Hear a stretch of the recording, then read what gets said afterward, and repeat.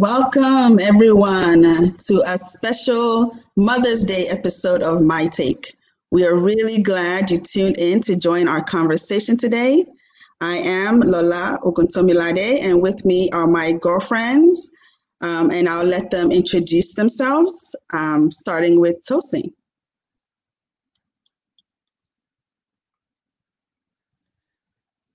You're on mute, Tosin. You're on mute. I'm so sorry. Nika warned me about that. Hi, my name is Tosin, and I'm a wife. I'm a mother.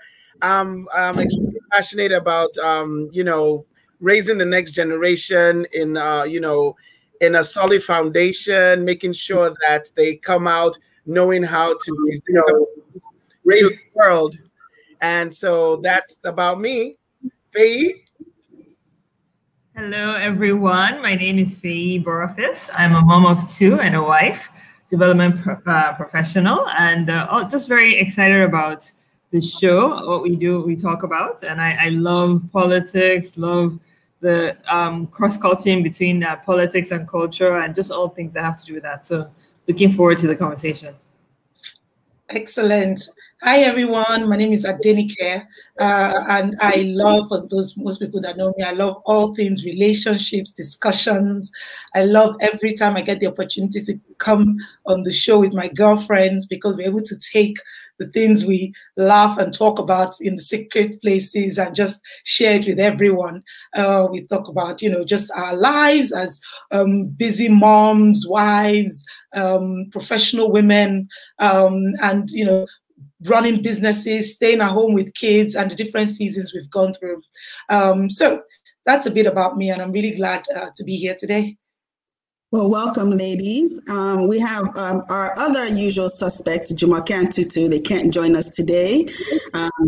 But friends, we have a special guest joining us today, Adenyke Badebo, also known as the Wise Mama, also known as my cuz, and I'll introduce herself. Hi, everyone. I am Adenyke Badebo, and I'm so honored to be here. So thank you so much, ladies. I am an amazing woman, an amazing wife, an amazing mother of four, and I am a public health specialist. And to follow, I think it was Tosin's sort of path, I am very passionate about authentic relationships. I'm really, really passionate about realness. I love a good cup of tea because I'm a Brit. I live in England, and I'm a closet Beyonce at heart. So you might just see me break out into a dance or a song at any moment. Thank you.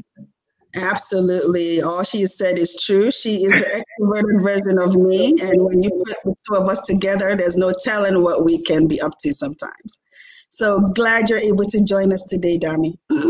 So MyTake is a forum where we ladies get to chat about happenings around us. We are Christians, wives, mothers, sisters, friends, professionals, as you've heard. And our goal is to promote a culture of love and compassion, as well as truth and candidness from these viewpoints. But before we get into the topic for today, we have a birthday shout out. One of our sons turned 18 today, and we want to give him a quick shout out. His mom, Faye, is here. So Faye, do your thing. Happy birthday, Tammy. I can't believe you're an adult today. Thank God. Yay.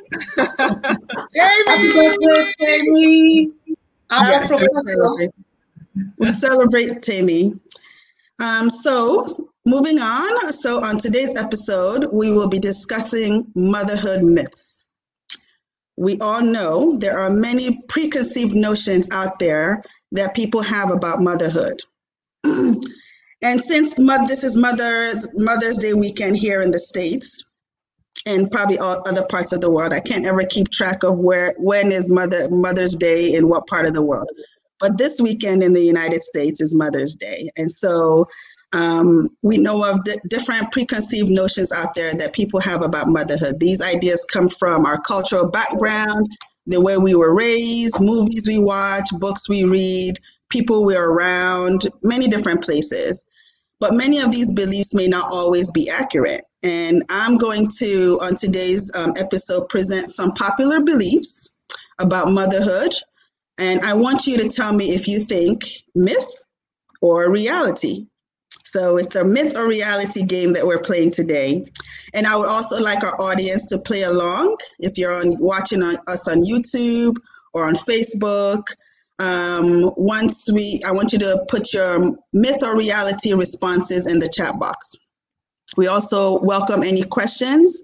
And if you know of any additional myths that we don't touch upon today, and there's so many, but we're just going to talk about a couple of them, please feel free to share in the comment section as we discuss these topics today. So ladies, let's get started. I'm very excited. All right, let's start with this myth. Now, this one I've heard a lot. This is the most common one, I think. And this is that motherhood comes naturally. Or put in another way, a good mother always knows what is best for her child. Myth or reality? Dami, how about you start us off on what you think about that? So I think that's a myth. And I think I don't think anything in life comes naturally. I think a lot of things we need is learned behavior. A lot of things is acquired skills. And I think motherhood is definitely one of them. With 4 kids, I can definitely tell you it doesn't come naturally for me. So I think it's a myth. Yeah. Do you ladies agree, or does someone else feel differently? I used to think, but okay, go ahead. Let's hear. I used to think or maybe it wasn't something I thought about. Maybe that's why it was a myth, right?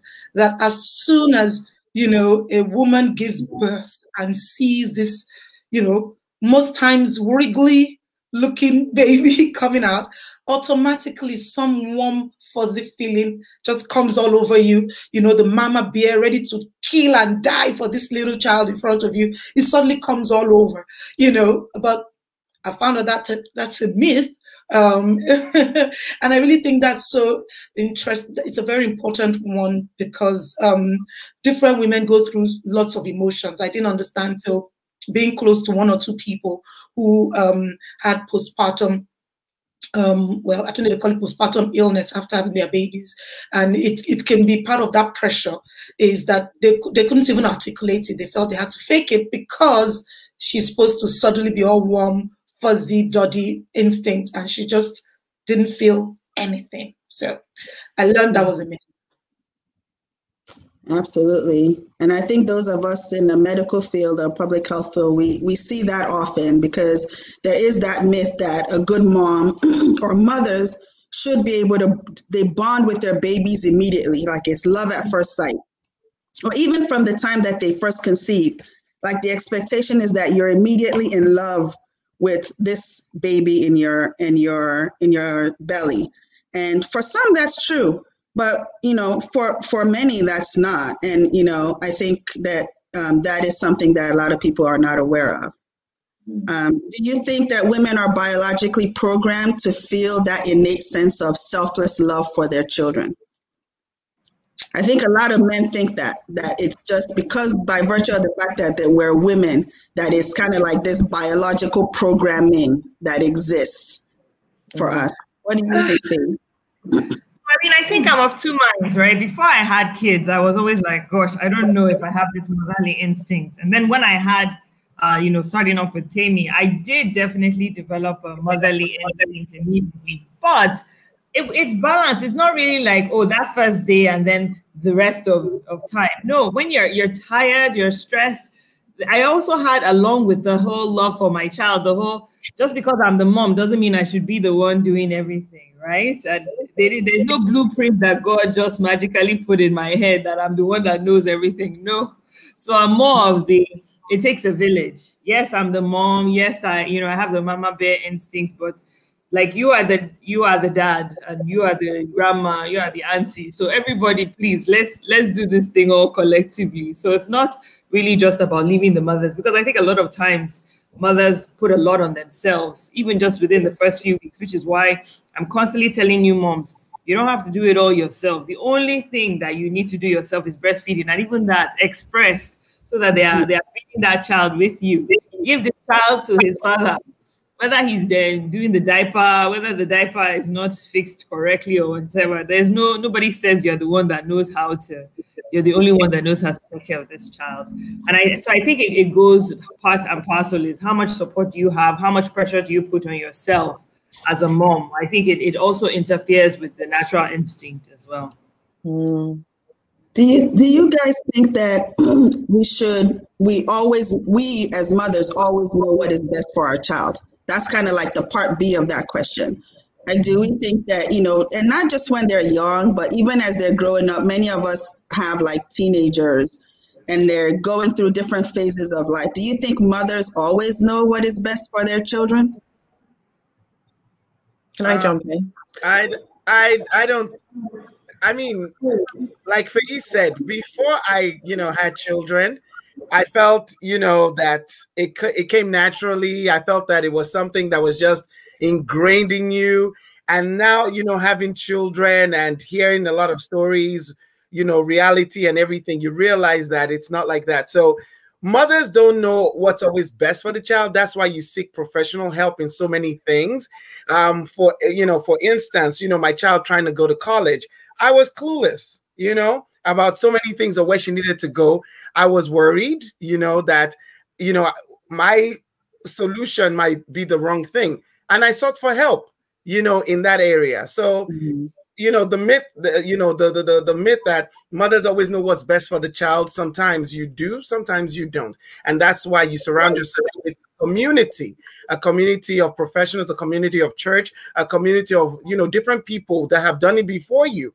That's why I called Lola. I was like, Lola, look, I'm clueless. What's going on? Your child has gone off to college. What advice can you give me? So I don't believe that mothers always know the best for their children. Yeah. Can I just add to that quickly? I totally echo Tosin on that one. I think there are times that we do know exactly what we need to do for our kids. I remember not a couple of years ago, a while ago, about 7 years ago now, my two of my kids, so my two oldest kids, witnessed a very tragic incident. We had moved to Nigeria we were hoping that we were relocating back there after being in the UK since forever. And we were 6 months into being in Lagos, and my kids witnessed a really, really tragic event. They were attacked by gunmen, and my dad was killed in front of my two kids. And that totally rocked my world. It shook me every which way possible. But I instinctively knew that with what my kids had witnessed, they could not remain, we as a family could not remain in Lagos. We could not remain in Nigeria, that we needed to leave, and we needed to leave ASAP, because it just wasn't good. It just wasn't working for them. They were young. They were 7 and 5, and they weren't sleeping. They weren't eating. They couldn't bear when it was nighttime. They couldn't bear men in the house. It just wasn't it. And I knew right away. I said to my husband, we need to come back home, and we need to come back home now. So in that situation, I knew what needed to be done. So I think, yes, just to echo what Tosin said, and I think the society can be so cruel on mothers. Society can be so judgmental. Everyone seems to have their own idea of how you should do, what you should do, when you should do. So I think sometimes as mothers, you need to be able to filter who you hear, what you hear, who you take on board, even, down to your mother-in-law. You need to, or maybe your own mother. Lola and I come from a very strong lineage of opinionated, judgmental women. My mother is one of them, bless her heart. So we need to know who we listen to, who we let in, whose voices we're allowed to affect our psyche. Because when I had my twins, so my last two are twins, they were a total surprise. I wasn't expecting twins. I already had two. And I did go through, a slight period of postpartum depression. And it was being able to, put a name to it and being able to say, you know what, guys, I can't do this, which was what prompted me moving to Nigeria, because I said to my husband, we can't do this with 4 children. We need help. That quickly backfired, but we came back and they've grown. But yeah, so definitely I think mothers, we know when we know, and we also kind of know when we don't know, which is the wisdom, which is when we then go to ask for help.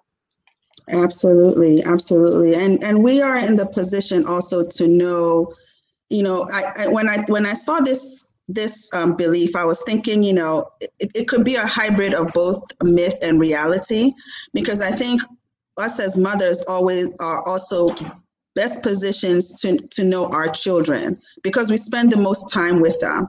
And so we kind of know how they feel, sometimes how they think, They talk to us a lot more. I think in general, not all situations, but in general, they talk to us more. So in a way, sometimes we may know what is best for our children. However, we're not always right, and so that I think is where we like you said, we need a community to help us. Moms make mistakes. We're human. We're no experts. And sometimes we do have to grow up with our children. We do grow up with our children, depending on when we have them. We're learning ourselves like they are learning themselves, and we're growing up together. So as all of you ladies have said, it's okay to feel overwhelmed. And that's also what the Holy Spirit is for. I know there's several times where I ask my kids, what's wrong? And I'm insisting, tell me what's wrong. What's wrong? And then I immediately regret asking what's wrong, because then they say, well, Mom, and I'm like, I have no idea how to handle what they just told me. And that's why I'm like, God, these are your children. Me, I'm just caretaker. Tell me what to do. I don't know. So absolutely. And I think this is a nice segue into our next myth. Another popular, next belief, another popular belief out there, and that is the belief that we are shorting our children when we prioritize our own needs and desires and interests.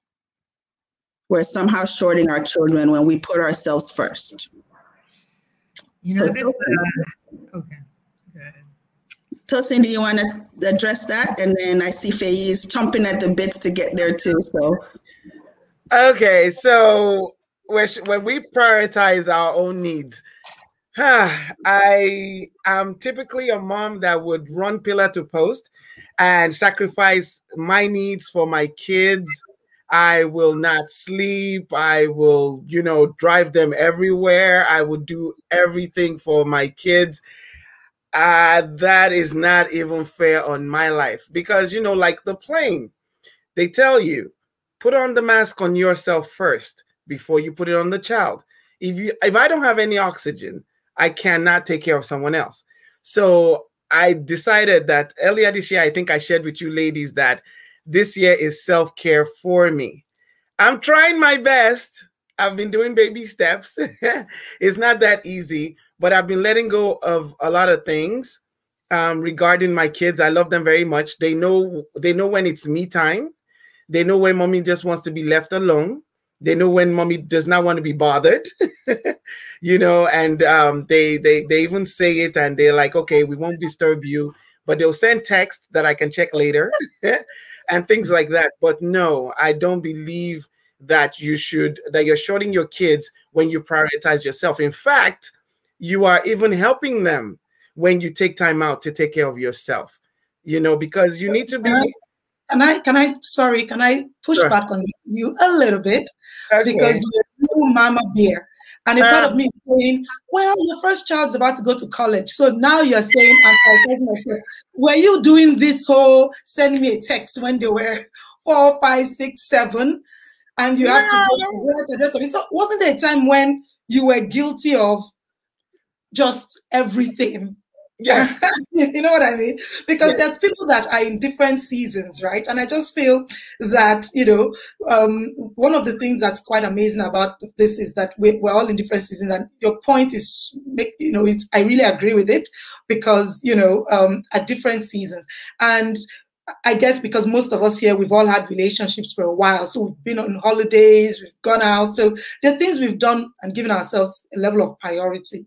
But I think, the struggle where kids are between that age of 0 to maybe, let's even go to 10, before they're a bit independent, before they get their first phones that you can drop them in the store and say, you know what, I'm going to go check something out for myself, ping me when you're done. That season is where I feel sometimes the guilt that we feel as moms, and I think all of us have experienced it, that we just feel guilty, if we need to, we can't imagine taking a job that you have to travel or you have to do things, but that's the reality of where people are at, and they're dealing with this guilt, even though they have a capable spouse or a network or a community around them. The guilt of leaving your 4-year-old to go travel for work for 2 weeks is eating up a lot of women, and they're struggling. Should I leave everything for this child, or go with my, I know we have different mates. I don't want to jump from one to the other, but I just feel that this is a bit of a myth or fact. There are times when the child should come first, right? That's what I think. Dami is shaking her head vehemently. I know. Dami, before you say something, Nika, they said the need of the child always comes first. So, true. That's why that's why I threw that out there. That okay, so of course you picked it up. Okay. So we heard that it depends on season. Okay. I'm sorry, just to go back to, so I kind of see what, where Toast is coming from. And I kind of see what Nika is saying, but let me tell you, as someone who has, so my twins are 8. So I've got 4 kids, 14, 11, and the twins were 8. No, this for me is a myth. I have never, and I stress that never, feel any which kind of way prioritizing myself. I get the point that, the needs of the kids come first, or the needs of the child. Obviously, when they're babies and they're newly born and they're totally dependent on you. And I hated that phase. God knows I did. That's where you need to feed them and carry them. And I get that. Well, see, when they can articulate and they can speak and they understand, wait. And they understand, just go play with your Lego or your puzzle for just 1 second. Let mommy just eat this chocolate cake. As I stand in the corner of my kitchen and mommy just needs 5 minutes. Like, you see this, once they can understand that, girl, let me tell you, my needs, and it's not about being selfish. And I really want a lot of mothers to get that and to understand that it's not about being selfish. It's not about, not loving your children enough, or not loving your husband or your family if you're a caregiver to other family members. It's the fact that you can't give from an empty place, and that truly is it. And what does prioritizing your needs? For me, it could just be having that extra 10 minutes to sit in my bathtub, or to stand in the shower and just imagine I'm in a spa somewhere, or it could be just having that extra lie in, whatever it looks like for you. You really do need to understand, we need to redefine what what it is to put ourselves first, because we're constantly giving. We give to husband, children, mother, father, uncle, sister, brother, everybody, colleagues, your team, so sometimes I think we need to just take a step back and see, what do I need to do for me to be a better version of me for everybody else? So me, I've never felt any kind of guilt or work away from. Let me tell you how quick I was looking for jobs. That would take me so far away that it was my husband and whoever else would look after the kids. They'll be good. They'll be fine. They'll be fine. And they won't remember in 15, 20 years. That's the sweetest part as well. Anyway, I'll let somebody else speak. And I'm the opposite in a way. I'm always accused, and Dami is one of those, and my siblings are always like, they stop jumping every time they say jump. Like, my kids, where? And I'm like, what is it? And I put everything down, and I'm working on that. I'm working on that because I'm constantly tired, to the point where my kids are just like, Mom, it's not by force to work, as in my professional job. You can stay home, because your crankiness is affecting us. Like, you're always tired. You're always kind of like, and you're taking it out on us. So my children advise me, go to the spa. We need you to go and do something nice for yourself, because this version of you that is always tired or always cranky, it's like, it's our faults, And so I do believe it's important. Faye, you wanted to say something? Finally. But, Nika said what I wanted to say, really. I wanted to say that there are phases. In the beginning of the child's life, the child's needs are going to come first. Although, when my son, who's 18 today, was born, my husband took me aside and said, me and you are going to be here. These children are going to get old and leave us. And we have to remember ourselves, even as we are getting all up in mommyhood. And when he said that, I was like, what kind of a ridiculous statement is this? This child is like 0 years old. And in the blink of an eye, he is 18. So, I think I always had that at the back of my head. So I have to say, definitely I prioritized the kids when they were younger, although I did have to actually work. And when my second was 2, I had to actually travel a lot for work. So, I think having the mommy guilt is there. Like Jumoke's point is spot on. The mommy guilt is there, but having a supportive spouse and a supportive, village around you that really tells you, you can't do it all and you don't have to do it all. I think for me, it helped me. The mommy guilt was real, but I was able to still push through because I prioritized the things that I thought were important. So, for example, making sure that I didn't travel whenever there were any events or any birthdays or things like that. So I had my priorities, but it wasn't like 100% everything they needed. They always came first, but they always knew that they were the most important. And I think that's what matters. And like Dami said earlier on, they don't even remember. And that's when we're really killing ourselves. That's the funny thing. But anyway, different phases. And like I always tell struggling moms, don't worry, this too shall pass. This too shall pass. So quick question. You said something before we move on to the next one. I want to ask you ladies this real quick. Who is more important, husband or kids? What kind of question is that? Okay. Okay, so that's a very interesting question. I have an answer. For a second, visualize the husband and the kids all sitting and watching us right now. I have an answer. Which my kids, they really don't like this answer. I tell them that they will soon leave me and I have to make sure that daddy's happy. They don't like that answer. They get irritated. So because all of them call themselves my best friend. And I'm like, you're my best friend for now. Daddy will always be my best friend for a lifetime.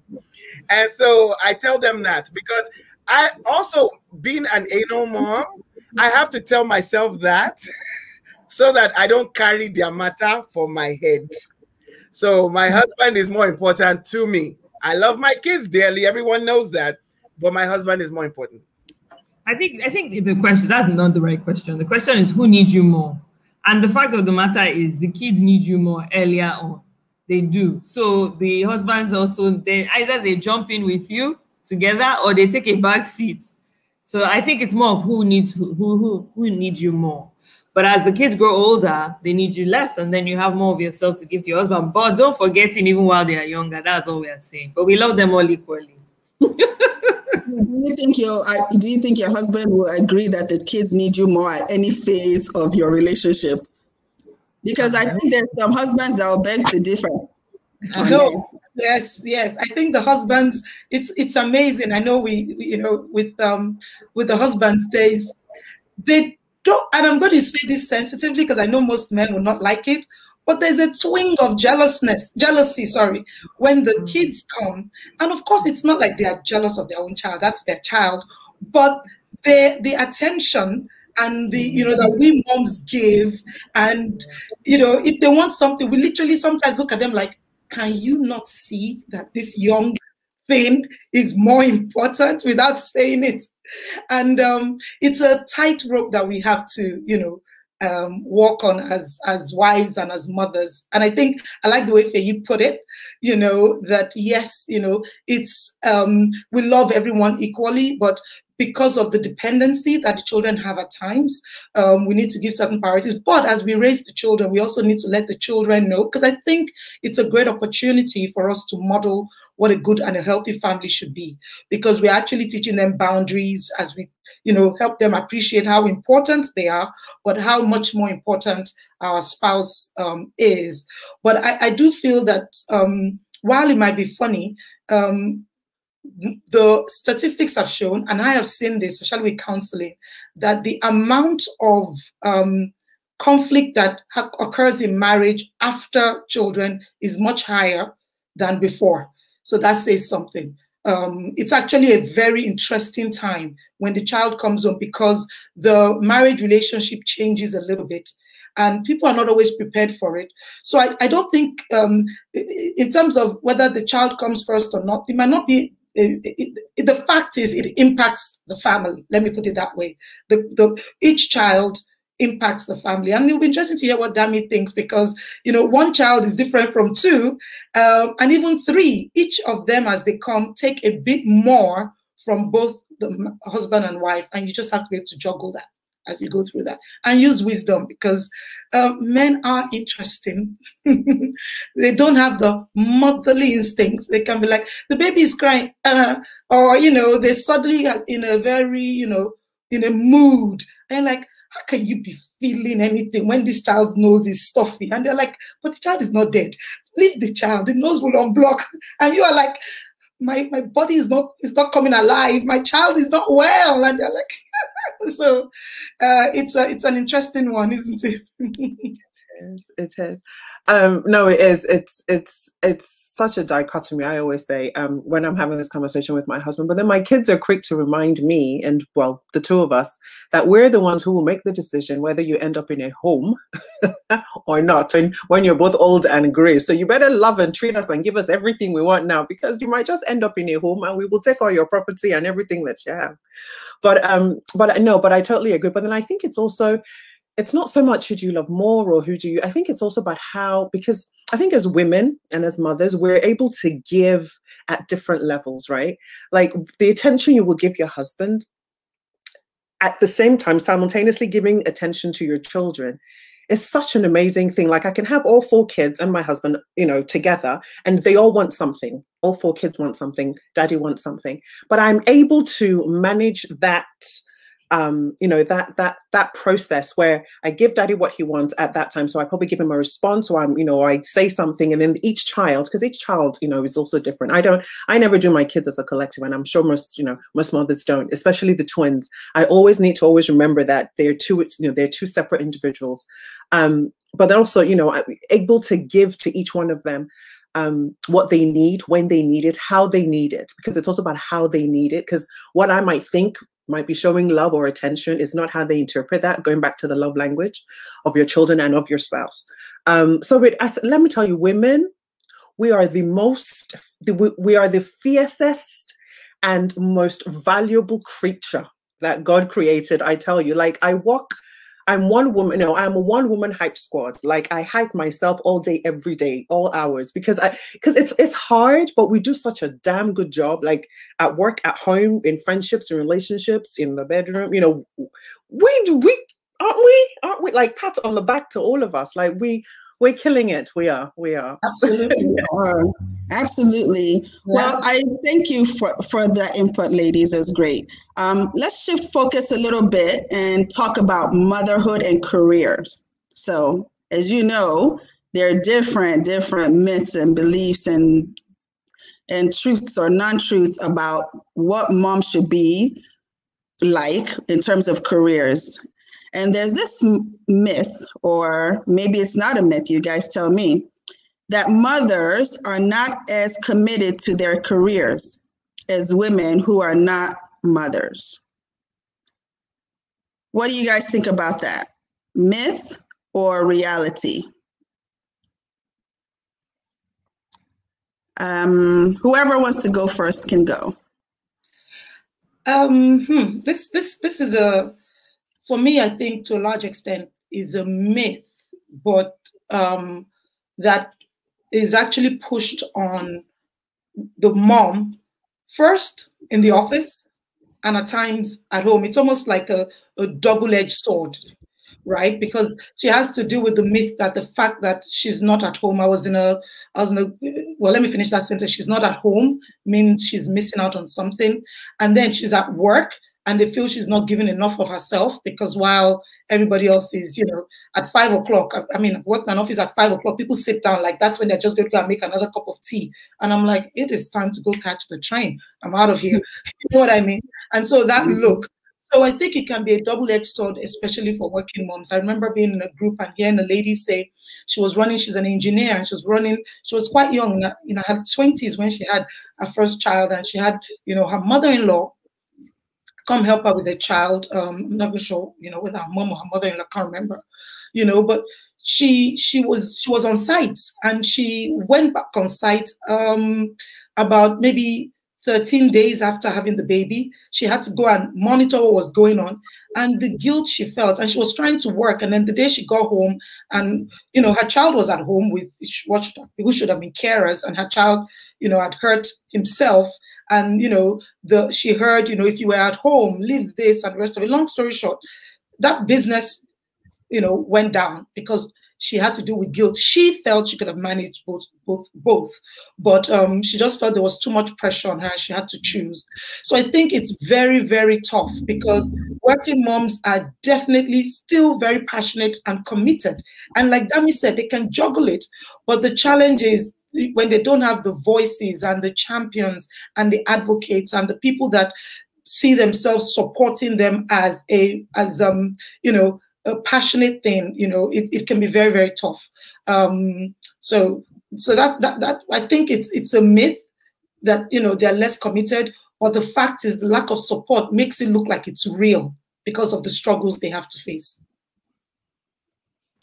Yeah, I'm gonna jump in here. This one is a topic I'm very passionate about, actually. It's definitely a myth. I mean, most women are very passionate about their careers. If they were passionate before kids, then they are passionate after. What happens, exactly like Nika said, is the support.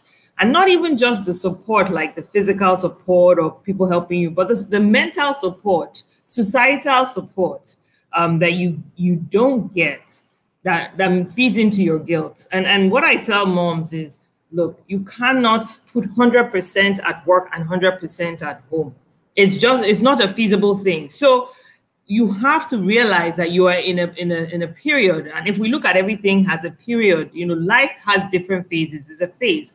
This has maybe a phase where you have to decelerate at work and realize that you can't put the 100% that your colleagues that have kids are putting, and you shouldn't feel guilty about that. It is what it is. And if you can work with your management to see how you can, make things work.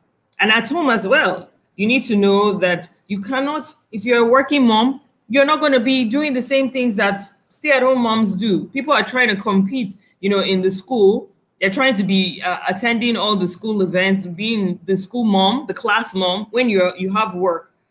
It's just not feasible. So I think part of it is society needs to give moms grace, because we're bringing up the next people, the next generation.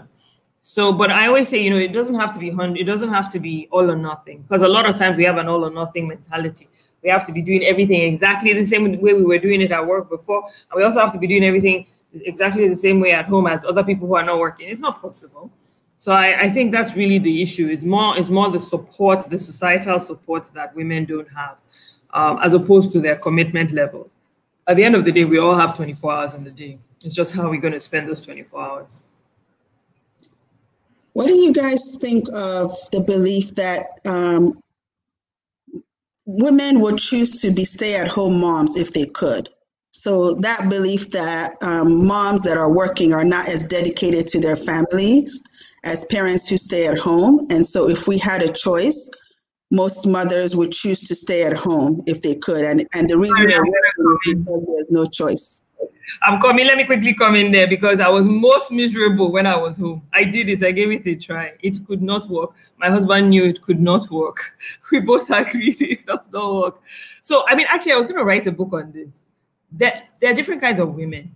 And I think we need to accept who we are as women. And there are some women that love the home, love everything to do with it, love keeping the house, the kids, the husband, and they're 100% fulfilled. And I mean, that's great. But then there are women like me that really cannot stand household chores and just being about the family. And we need that the external stimulation. And we should be okay with that as well. So no, myth, 100% myth. Women are different. There are different kinds of women in this world, and we should all embrace each other. I'll let others speak. Anybody else want to weigh in on that? Yeah, so just like Faye, I've done the stay-at-home thing, and mine wasn't even so much because I wanted to, because I would never ever choose to want to be a stay-at-home mom. And hats off and kudos to moms who do that. Mine was just out of necessity, but I couldn't get, because I went through a period where we had nannies, live-in nannies for periods, and there was a point that I just couldn't get the right person who would fit with my family. So my husband and I then decided, you know what, I'll just take I'll take some time off and I'll stay at home. they're both equally just as hard, whether you're physically getting up to go into an office, to sit on a train or drive to work, or whether you're waking up to run the affairs and manage the affairs of home. They're both just as taxing. And I think this lockdown, this pandemic has really shown me that, Lord God Almighty, doing both, because obviously we've had to all work from home. Well, for those of us who are fortunate to be able to work from home, we're still working from home for most of us here in the UK. And you know, I'm in a meeting, in between meetings, I'm putting the laundry on, I'm blending pepper to make stew and jollof rice because the kids are going to be home soon and daddy's going to be home. And then you're answering this call. And then because, you know, you're home, why not have everyone come do their stuff? So the cleaner comes and the gardener comes and the window cleaner, and you're juggling everything. And it's hard. Like, it is hard. Just being a mom, whether you're working full time or you're not, is hard. But then I totally do, you know, I totally agree with the fact that society puts pressure on us. And I think as women, we need to get to a point where, and I know it's hard and it's easier said than done, but where you stop looking to what society says and you start to look at what works for me, what works for the construct of my family, what works for my circle, for my community, for my village, what works for me, and putting that at the top of the list. So for example, with me now, any job I go into, and I work in the public health sector, and any job I go into, there's some, you know, there's some non-negotiables. There's certain things that I'm not compromising on. And if you're not ready to play ball, I'm good to go. I'm ready to walk because I know what works, and I'm not ready to compromise what works for myself and what works for my kids and my husband and my, you know, and my unit. So, so I think it's about us as women getting to a place where we're empowered enough to say that there's some things that are just not going to fly with me, and it's not going to fly with my family, and standing on that if you're able to, but get into a place where we don't listen to, where we don't take, because society is a liar. You know, society feeds us all sorts of nonsense, and if you make yourself available to that nonsense, you will take it on, and it would play in your head. So yeah. Absolutely. I think there was a question that was posed in the chat room, and I think really it sums it up. What Dami just said is, you know, as I think the way we should look, at least I would like us to look at this going forward is, you know, we're all working moms. The location may be different, but we're literally all working. Because the truth of the matter is that I think there was something that was said in the very beginning that's so true. There's some questions that, or certain things I would say to my children, they cannot remember. They absolutely cannot remember. Some of the things they remember are just things that, for example, we did. So we went on a holiday, you know, we went to do this. And, you know, sometimes that's what they can appreciate because you're able to provide the level of stability for your home. Once, like Dami said, you're clear on what works for you. For some of us, what works for us is, you know, 5, 6, you know, however months, you know, at home. And then you can go back, take a year out, take 2 years out. Own it is what I would just say. Enough of the guilt. If I have to be in the office, I have to be in the office. And I love what Faye said. Own it by saying, this is my reality. I'm not going to try and, so at work, I let my reality be clear. At home, I let my reality be clear. I let the reality be clear. The mother actually drives this and negotiates with everybody, our spouse, partner, children, everyone, boss, negotiate with everyone to make it optimal for you so that that big factor, which is the guilt, because when I go back and think of some of the things that made me feel guilty, my husband was very hands-on with the kids. I remember there were some days where he would be the one to take the kids for maybe their doctor's appointments, and he would be telling me stuff, you know, and I'm feeling guilty that the doctor didn't say it to me directly. Oh my goodness, you know, just even some of these things don't even matter. Now I ask the child is like, what, when? And the things they remember when we went to this restaurant, when we went to this holiday, remember when, in fact, they would remember when they got into trouble and you spanked them before some of the other things you do. So I think listening to the children now, it would have freed me back then of some of the things I felt I had to carry and manage, because thankfully, and I know, you know, we only have so much time on this show, thankfully, the children are in a good enough, you know, place. So that means we are doing something well. But we need to learn not to be too tough on ourselves as moms, I believe. Okay, ladies. I guess how do you say, people have said, stop saying you're a stay-at-home mom. I'm not the one that goes into the 9 to 5 building, all that stuff. I've been since my child. I think I stopped working even before my daughter, when I was pregnant. I think I got my master and my MBA, and then I just went into full on. I got it in December, had Ore in February, and just went into full on stay at home. But I don't understand how this can be, a fact in saying that we are better than anyone that goes into a forward building. I'm with my laptop 24/7. People know that I don't even sleep till 4 a.m. because of all the businesses, people that are stay at home, of all the businesses and the ministry and the children's stuff and my stuff and my husband's stuff and everything that I have to do. In fact, sometimes I beat myself over the head that, oh, I missed out on this assignment that the child should have turned in and all of that. Trust me, we are no better than anyone. Like Dami said, you have to define who you are. To be honest with you, you have to define who you are. I know that this is what works for you. I've fallen short in so many areas, coming with my kids, even not going into a physical building. So I don't even believe this myth or fact or whatever you're claiming the question is. We are all trying our very best here, whether you're working, whether you're not. I mean, we need the ladies in the industry. We need them to go work. We need them to do several things, and then we need the ones that stay at home and do all these other things. So this life is not one cookie cutter way. Okay, we're not to fit into one peg hole. We are different types of mothers, and we should celebrate each level of mothering that we're doing. Short of the negative type of crazy mom, but any level you're in, celebrate yourself. This is Mother's Day season. Celebrate yourself and give yourself a break and love on yourself this season. That's what I'll say.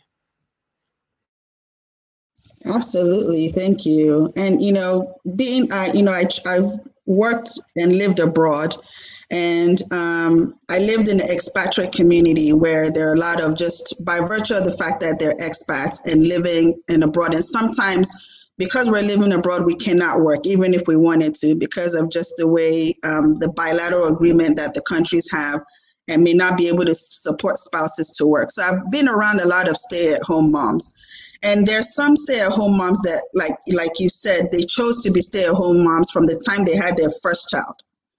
And they, some of those moms I just look at in awe, because they're so good at it. They do the sewing of the clothes from scratch, and they make everything from scratch, and they make the food from scratch. They don't even get, any help. They just are naturally maternal and just lovey and nurturing and stuff like that. And you love and respect those type of mothers. And then you have the mothers that are not like that, but their children feel is equally as loved. They get everything they need. Their moms are going to the office in the morning, but they still feel loved. And I think that's the most important thing, whether you're a stay-at-home mom, whether you're going out to the office every day, whether you're doing both from home, as long as your child feels loved, I think that's like this measure of success. They feel your love, they feel your presence. That is the measure of success, I think, however way you choose to do it. So, our time is well spent, and I want us to talk about one other belief out there. And that is that there's only one right way or one right path to motherhood. And I know that's very broad, but I left it intentionally broad because there's several ways that could be interpreted. But a lot of times and we've touched upon it with even what we just talked about, but a lot of times people think there's only one right way to become a mother. And there's only one right way to mother. What do you think about that? And I'd like Faye to start us off with that. So, I already said before that, there's so many different ways to be a mother. There's so many different ways to show up as a mother. And I have one other way, if we talk about the physical part of becoming a mother, one thing that bothers me a lot is this whole idea that people hold on to only having to have their children biologically, even when it's really difficult, even when it's proving to be impossible. People hold on. And I understand the faith aspect, but I just feel like there's so many children out there that would love to be loved. You know, there's so many children who maybe their parents abandoned them, maybe their parents died or something, and they're there waiting to be adopted. And yet, you know, especially I would say, let me come to the Nigerian society. The Nigerian society is so much against this concept of adoption somehow, and it's somehow fed into the church.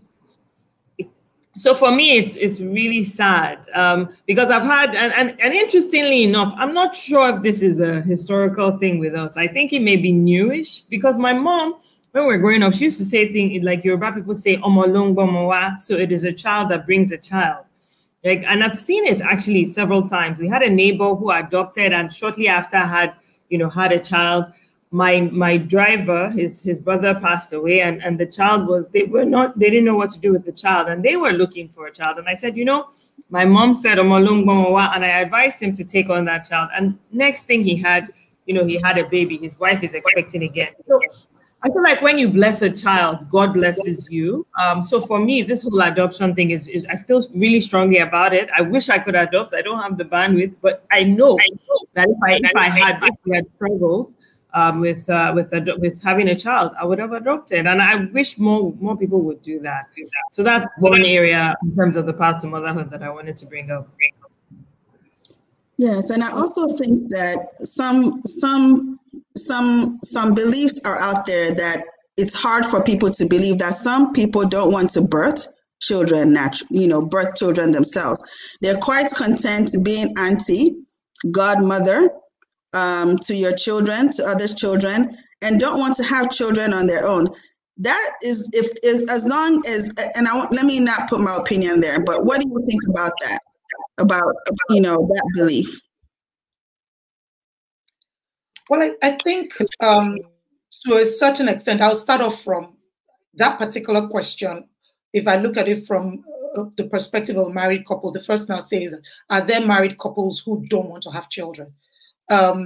In our traditional, coming from a Nigerian background, it's very rare. And even couples that think that's what they want, there's so many people around them that will tell them that's not what you want.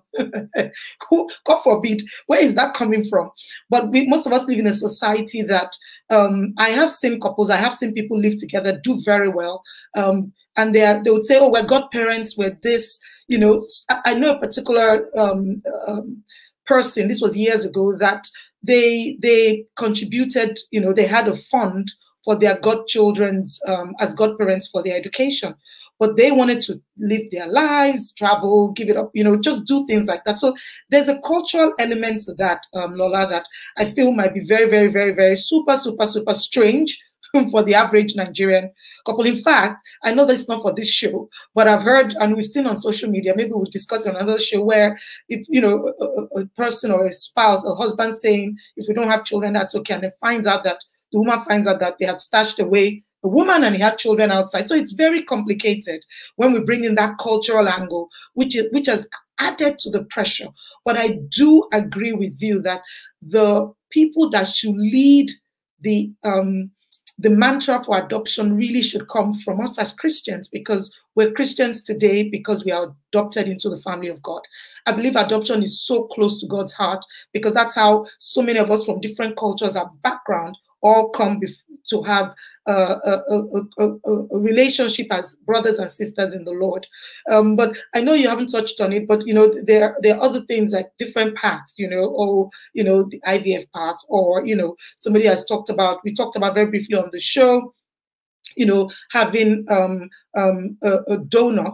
We've talked about different things. The part we haven't talked about, and I know we don't have enough time, so we'll probably have to bring it up, is because we have to be real. We have friends that we all love each other. They were supportive of us as we all getting married. We've all believed they'll get married for years. It hasn't happened, but they want to be a mom. And this issue of, I want to be a mother. Do I have to wait till I'm married to adopt a child? Or for some women to actually, use a donor to have a child. So this area of motherhood is so wide, it's so tricky. I know I don't want us to, we will definitely have to discuss some of this in a bit more shows, but definitely it's a myth that there's only one right path to motherhood. That's what I believe. Can I jump into this bit? So I think for me as a Nigerian woman who didn't totally entirely grow up in Nigeria, so I moved to the UK when I was about 13. So I kind of, so I've kind of learnt the culture, and and there's so many. I mean, I'm forever, Lala, you know how we do when we get into our debates in our family, constantly questioning why this and why do Nigerians do this and what is this culture and what this is, and we go back and forth, and I think the path to motherhood is a unique one, and it's unique to every woman. It's unique to every relationship, so every marriage, and I think it's owning that uniqueness and being true, being authentic to that uniqueness. So, I have a friend right now, she and her husband, and this wasn't even, it really wasn't for medical reasons, but they have their reasons that they haven't shared, which we totally respect, but they're going down the surrogacy route. So they're having a woman who's carrying the pregnancy for them. And, my brother went through, the IVF route. There's so many different ways. And I think, number one, it's not for us to judge how a family or how a couple or a woman chooses to become a mother. God has predestined every child, how they're going to come into this world. He predestined it. So it's not for us to critique. But I think there's a huge, especially if we're Africans or Nigerians, there's a huge pressure on women. I mean, I even had someone say to me, so did you have your twins, were they CS or were they natural? I'm like, did you see the size of my tummy? I was not pushing out these ready to go to work human beings. They were being cut and taken out. And she kind of gave me this funny look, judging, like, so you didn't do the work. I said, I did the work with the other two. They're no different. They have the same head, eyes, legs, everything like the twins. And I just smiled and I laughed, because we're so quick to judge and we're so quick to, to give our own opinions, meanwhile not knowing anything about the backstory of where these people are coming from. So that is an absolute myth, one that we shouldn't even buy into at all, and one that we shouldn't even entertain, because it leads to other issues down the line, because you start to question yourself, you start to question, am I supposed to be doing this? Can I even do this? If you're blessed to do something and to be something, that's it. You're blessed to do it, and God will always make a way. He will always make the provision for however your story and your situation looks like. Yes, and I think that is a good way to conclude this show today. Thank you, ladies, for all your viewpoints, your feedback. Thank you for our audience in the chat boxes and all the feedback we're getting that way. This month, we want to honor all women. The calling of motherhood, I believe, transcends bloodlines. According to Matthew chapter 12, for whoever does the will of my Father in heaven is my brother and sister and mother. We all have that call. We all have that call. Motherhood is a mission field. God's will that we would all be parents to those around us, whether we birth them or not. Whether you're a biological mother of children or not, whether you have careers or you don't, whether you have partners or you are solo, to all women who inspire, teach, and encourage others, you are special. We celebrate you today. The next generation is all of our responsibility.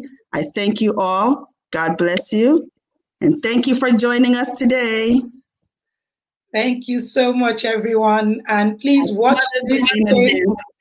Yes, absolutely. Happy Mother's Day. And as we round up, just wanted to let you know that MyTake will be back on May 22nd. If you haven't, please subscribe to our YouTube channel so that you can get a reminder each time that we are live. We're going to be talking about what does it truly take to have a marriage that lasts. Everywhere has been buzzing with all the, high-flying divorces and the rest of it. People have thought, if I had all this money, I'll live happily ever after. And yet those who have it are not. So what does it really take to really have a marriage that lasts? Well, we'll be getting some very interesting discussions on that. So please watch this place, and we look forward to you being on the next show on May 22nd. It was absolutely great having Dami on the show.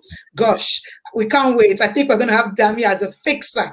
So we're looking forward to coming back next time.